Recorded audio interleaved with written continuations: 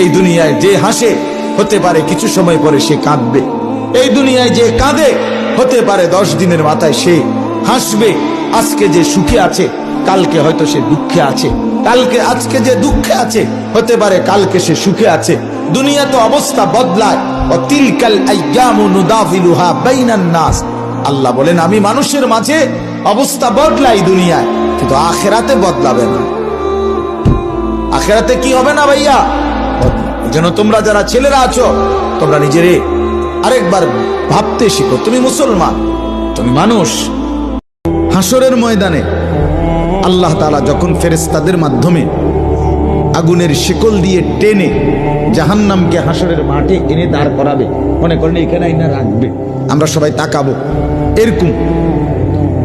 হাসরের মাঠে যখন জাহান্নামকে আনা হবে, এই জাহান্নামের দিকে এক নজর তাকাইয়া হাসরের ময়দানের সমস্ত নাফরমান পাপী বেঈমান আবারও বলবে আল্লাহর কাছে, রব্বানা আখিরনা ইলা আজালিন করিব, আল্লাহ একটু সময়ের জন্য দুনিয়াটা আবার ফেরত দেন,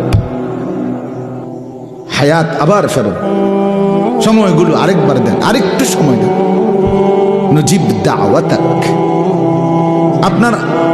আপনার সব কথা তখন মেনে নেব। ওয়ানাত্তাবিউর রুসুল, আপনার রসুলদের আনুগত্য করব। আল্লাহ বলবেন না, না বান্দা, এখান থেকে কাউকে আর ফেরত দেব।